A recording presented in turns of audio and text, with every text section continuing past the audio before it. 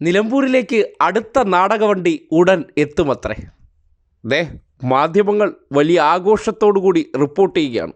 വാർത്ത കണ്ടില്ലേ? മൗദൂദി ചാനൽ അടിച്ചിറക്കിയിരിക്കുന്ന കാർഡാണ്. ആശമാർ നിലമ്പൂരിലേക്ക്, അപമാനിച്ചവർക്ക് വോട്ടില്ലെന്ന മുദ്രാവാക്യമുയർത്തി പ്രചരണം നടത്തുമത്രേ. ഈ മാസം 12-നാണ് ആശമാർ നിലമ്പൂരെത്തുക.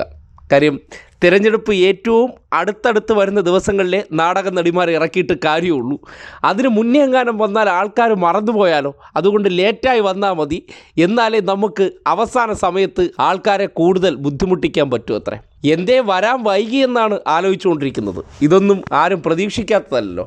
SUCI മിനിയും സംഘവും വരുന്നു എന്ന് സ്വാഭാവികമായിട്ട് അനൗൺസ് ചെയ്യാനുള്ള ഉത്തരവാദിത്തം മൗദൂദി ചാനലിനുണ്ട്. കാര്യം, അതിൻ്റെ ഇടയിലും ഉണ്ടല്ലോ ചെറിയൊരു വർഗീയതകൾ അങ്ങോട്ടും ഇങ്ങോട്ടും പരസ്പര പൂരകങ്ങളാണല്ലോ.